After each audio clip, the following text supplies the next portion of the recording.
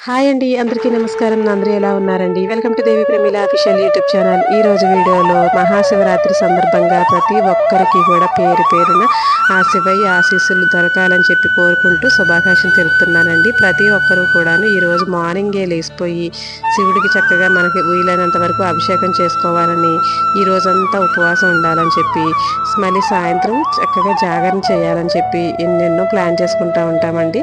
కానీ మధ్యలో ఏమైనా ఇబ్బంది అయ్యి ఒకవేళ తాగవలసి వచ్చి తినవలసి వచ్చినా ఉండలేకపోయినా కూడా ఏమీ ఇబ్బంది ఏమీ లేదండి. అంత కటిక ఉపవాసం చేయమని చెప్పి స్వామి మనకి ఎప్పుడు ఏమీ చెప్పలేదు. ఇదంతా కూడా మన భావన, మన నిష్ట మీద ఆధారపడి మన భగవంతుడికి చూపించుకునే ఒక పూజ అండి. ఇది మన భక్తి శ్రద్ధలతో చేసుకునే ఒక పూజ ఇది. ఇక ఈ రోజు మన గార్డెన్లోని మొక్కలన్నీ కూడా చూపిస్తానండి. మనకి లాస్ట్ టైం చూపించాను కదా, ఈ గార్డెన్లో మొక్కలన్నీ కూడా మొత్తం ఆకులు అయితే ఫుల్గా రాలిపోయి ఉన్నాయండి. ఎండాకాలం వచ్చేస్తుంది కదా, కొన్ని చెట్లు చిగుర్లు వచ్చి కాయలతో ఉంటే, కొన్ని చెట్లు మొత్తం ఆకులన్నీ రాల్చేసి మోడుగా ఉంటాయి. ఇక వాటి తత్వాన్ని అవి ఎలా చూపిస్తున్నాయో అలాగే మనం కూడాను పరిస్థితులను బట్టి మనం కూడా అలాగే మారుతూ, ప్రకృతిని బట్టి మన పరిస్థితులను బట్టి మనం కూడా అలాగే ముందుకు వెళ్ళాలండి. భగవంతుని సేవ చేసుకుంటూ వీలైనప్పుడు చేసుకోవచ్చు, వీలు కానప్పుడు మనసులోనే భగవంతుని సేవించుకోవడం చాలా చాలా ఇంపార్టెంట్ అండి. ఇక ఈరోజు మన గార్డెన్లో ఉన్న మొక్కలకి అన్నింటికి కూడా నీళ్ళు అయితే పడుతున్నాను. ఈ నీళ్లు పట్టేటప్పుడు ఇదిగోండి, మన నల్లేరు కూడా లాస్ట్ టైం వీడియోలో పెట్టాను కదండి. నల్లేరు పచ్చడి కానీ నల్లేరు కూర కానీ చాలా చాలా మంచిదండి. ఈ నల్లేరుని చిన్న కుండీలో ఎంత మొక్క వేసుకున్నారంటే చాలండి, అది అలా పాకుతూ ఉంటుంది.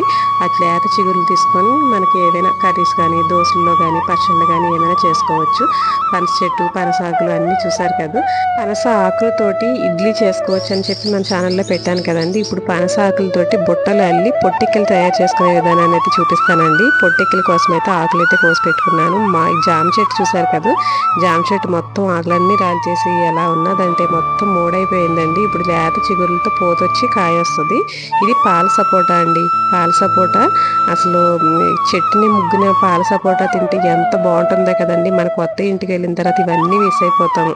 ఎందుకంటే ఇలా చెట్ల దగ్గర కింద పడిన కాయ కాడి నుంచి చెట్టుకు పడిన కాయతో సహా తినే అవకాశాన్ని మాకు కల్పించి ప్రకృతి ఒడిలో ఉండి చక్కగా ఆనందంగా ఈ పచ్చదనాన్ని అన్నింటిని అనుభవించి అవకాశాన్ని ఇచ్చిన భగవంతునికి శతకోటి నమస్కారాలండి.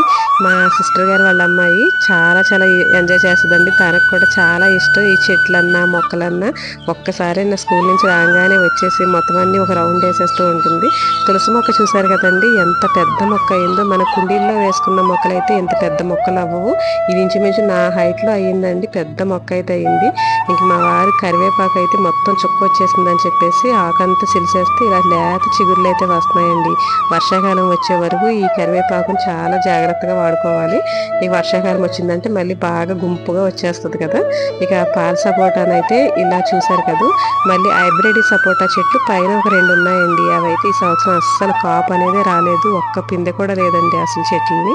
ఈ పాల సపోటా మాత్రం ఈసారి వచ్చింది. ఇక చిక్కుడుకాయ అయిపోదండి, ఇంకా రథసప్తమి అయిపోయింది కదా, ఇంకా తీసేయాలండి. కొండెక్కిపోయిన చెట్టు అయితే ఇంకా ఇది మొత్తం తీసేసి చెట్ల పని అంతా ఒక రోజు మొత్తం పట్టాలండి. ఒక 2-3 రోజులు అయితే పడుతుందని అనుకుంటున్నాము. ఎందుకంటే పాలీలు తీసి వాటి మొదలు కొంచెం మళ్ళీ ఎరువది వేయడం, ఎండిపోయిన కొమ్మలన్నింటిని కొట్టడం చాలా పని ఉన్నది. ఇక ఇదిగోండి, ఇప్పుడు మీకు మామిడి చెట్టు అయితే ఒకటి చూపిస్తానండి. మామిడి చెట్లు మనకి చాలా ఉన్నాయండి, ఒక 5-6 రకాలు అయితే ఉన్నాయి. అందులో ఇప్పుడు నేను చూపించే మామిడి చెట్టు వచ్చేసరికి ఇది పునాస్కాప్ అని చెప్పి ఇచ్చారండి కాయ కొనేటప్పుడు. కానీ ఇది ఏంటంటే మనకి ముందే వచ్చేస్తుందండి, స్టార్టింగ్లోనే మనకి కాయలు అయితే వచ్చేస్తున్నాయి, గుత్తులు గుత్తులుగా వస్తాయండి, పుల్లగా ఉంటుంది. పండితే కూడా అంత స్వీట్గా ఉంటుందండి కాయ. ఇది చాలా చిన్న చెట్టు, గుత్తులు గుత్తులుగా చెట్టు వేసిన కాడి నుంచి కూడా కంపల్సరీ సీజన్లో ఒక 1/2 డజన్ కాయలైనా కాస్తుందండి. ఈ సంవత్సరం అయితే ఇలా వచ్చినాయి, పూతైతేనే కాయలు అయితేనే ఇలా నిలబడినాయండి. ఇక పండుగూరు మామిడి చెట్టు కూడా ఉంది కదా, అది కూడా మీకు చూపిస్తానండి. కాయలు అవి ఇంకా చిన్న చిన్న పిందులు ఇవన్నీ కూడాను.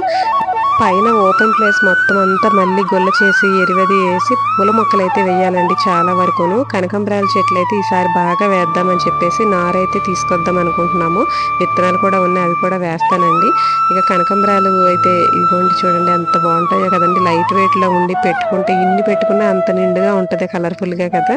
గన్నేరు పూల చెట్లలో చాలా రకాలు ఉంటాయండి. తెల్ల గన్నేరు, ఎర్ర గన్నేరు, అలా ఎన్ని రకాలు ఉంటాయో. ఇది వచ్చేసరికి నక్షత్ర గన్నేరు అంటారండి దీన్ని. ఇక ఈ ఈ గన్నేరు పూల చెట్టుని ఎక్కువగా నేనైతే పచ్చపురుగు ఉంటుందండి, నాకు అందుకే భయం. ఈ పువ్వులను అయితే అలాగే మనకి చిన్న చిన్న తూనీగలు, తర్వాత తేనెటీగలు అవి వచ్చి అందులో ఉన్న మకరందాన్ని తాగుతాయని చెప్పేసి ఇంకా అలాగే వదిలేస్తాను. ఎప్పుడైనా పువ్వులు లేవు అన్నప్పుడు మాత్రమే కోసుకుంటాను నేను. ఇక ఇవి మ్యాక్సిమం బయట నుంచే తీసుకొస్తారండి పువ్వులు అనేవి. ఇక ఇదిగోండి ఈ కమలాల చెట్టు వచ్చేసరికి చెట్టు కిందకి వంగిపోయేలా కాస్తండి కాయలన్నీ. ఎంత ఆరెంజ్ కలర్లో ఉన్నాయి చూడండి.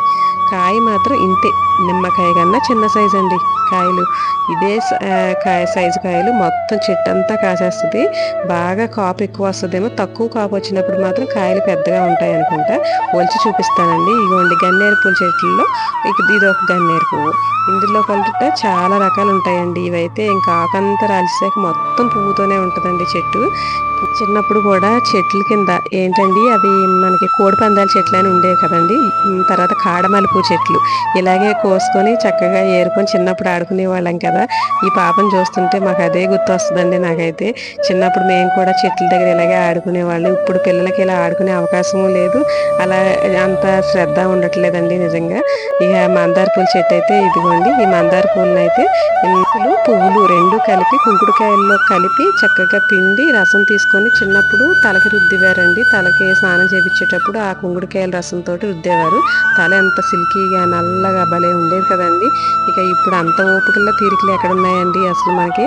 ఇదిగోండి మల్లెపూల సీజన్లో మల్లెపూలు లేకపోయినా కూడా ఈ సూది మల్లెపూలు మాత్రం సంవత్సరం పొడుగుతున్న వస్తాయండి. కట్ చేసేస్తుంటుంటే అలా పూత వచ్చేస్తూ ఉంటుంది. మొగ్గలు కూడా బాగా ఎక్కువ వస్తాయండి. ఇక ఇది వచ్చేసరికి వాక్కాయ చెట్టు. లాస్ట్ టైం చూపించాను కదండి వాక్కాయలు. మళ్ళీ పూత అయితే స్టార్ట్ అయిపోయింది. ఆకు రాల్చేస్తూ పూత వస్తూ ఉంటుందండి. చాలా వచ్చేటట్టే ఉంది ఈ సంవత్సరం కూడాను ఈ కాయలు.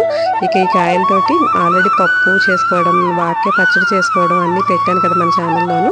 సీజన్లో మళ్ళీ మల్లెపూల చెట్టు అండి. మనకి మల్లెపూల చెట్టు వచ్చేసరికి కొంచెం ఈ టైంలో కన్నా ఇంకొక నెల ముందే, నేనైతే నెల అవుతుందండి ఇంచుమించు. ఇవి మొత్తం అమ్మ ఊరి నుంచి వచ్చింది, మొత్తం అన్ని కట్ చేపిచ్చేసి ఆకంతా మొత్తం చెలిచేసి తీసేసింది. ఇప్పుడు లేత చిగురులు అయితే స్టార్ట్ అయిపోయినాయండి. చిగురు ఉంటే మళ్ళీ మనకి మొగ్గ అయితే వచ్చేస్తుంది. లాస్ట్ ఇయర్ కూడా నేను చూపించాను కదండి మన చెట్టు మల్లెపూలు కానీ అవన్నీ. ఇక ఈ సంవత్సరం ఎలా కాస్తుందో చూడాలి. ఈ శివరాత్రి తోటి శివ శివ అంటూ చలి వెళ్ళిపోయి ఎండాకాలం స్టార్ట్ అయిపోతుందండి. ఇక ఎండాకాలం వచ్చేస్తుందంటే కనుక ఇలాంటి చెట్లకి, మనకి చెట్లు ఉన్నాయంటే ఆటోమేటిక్గా ఉడతలని, తొండలని, తర్వాత పావురాలని, చిలకలని ఏవో ఒకటండి వస్తూనే ఉంటాయి కదా. అలాగా పిల్లులు, కుక్కలు, మాకైతే ఈ పెద్ద పెద్ద బండరాళ్ళ కింద ఎలకలు, పందికొక్కులు అలాంటివి చాలా ఉంటాయండి. మనకి ఆ జీవులన్నింటికి ఈ మొక్కలకి చక్కగా సాయంత్రం పూట కానీ ఉదయాన్నే కానీ కాస్త నీళ్లు మాత్రం అలాగ అందించారంటే ఆ పరమశివుడు సంతోషిస్తాడని నేను చెప్తానండి. ఎందుకంటే మనం ఈ ఎండాకాలంలో ఎంతో దాహంతో దప్పికతో ఉన్నప్పుడు మనకే ఎవరైనా తీసుకొచ్చి ఒక గ్లాస్ నీళ్ళు ఇస్తుంటే ఎంత సేదతీరుతామో, అలాగే ఈ నోరు లేని జీవాలు, మొక్కలు, పశుపక్షాదులు అన్నీ కూడా ఆ నీళ్ల కోసం అలల్లో ఆడిపోతూ ఉంటాయండి ఈ 3-4 నెలలు కూడాను. కాబట్టి ముందైతే ఆ నీటిని జాగ్రత్త చేసి ఆ నీటిని ఏట్లకి అందాలో వాటికి చక్కగా అందించండి. అదే ఒక పెద్ద యజ్ఞం లాంటిది. అది ఒక మనం కాపాడుకున్నామంటే అదే మనల్ని కాపాడుతుందని ఒక పెద్ద సూక్తే ఉన్నదండి. కాబట్టి ప్రతి ఒక్కరు కూడాను కంపల్సరీ ఉన్నంతలో చిన్నదో పెద్దదో ఒక చిన్న గార్డెన్ చక్కగా మెయింటైన్ చేస్తే కనుక ఆ పచ్చదనంలో ఉన్న ఆనందం కానీ ఆ ఆరోగ్యం కానీ అంతా ఇంత కాదండి. ఇక కరోనా టైంలో అయితే మాకు బాగా అర్థమైంది. ఎందుకంటే అంత అల్లకల్లోలంగా ఉన్న టైంలో కూడా మాకు ఇక్కడ వైరస్ అనేది చాలా చాలా మైల్డ్గా వచ్చేసిందండి. మాకు అప్పుడు అర్థమైంది మన ప్రకృతి మనల్ని కాపాడింది, చెట్లు గాలి అని అనేది అనిపించిందండి. ఇక వేపపోత అయితే రెడీ అయిపోతుంది ఉగాది పండగకి. పూత చక్కగా ఆ చిగుర్లు కూడా చాలా చాలా మంచిదండి. లేత చిగుర్లు మీకు అందుబాటులో ఉంటే కనుక ఎర్లీ మార్నింగే కొంచెం తుంచుకొని తినండి, చాలా చాలా మంచిది. ఇక మంచి వీడియోతో మళ్ళీ ముందుకైతే వస్తాను. థ్యాంక్ యూ ఫర్ వాచింగ్ అండి. ఉంటానండి మరి.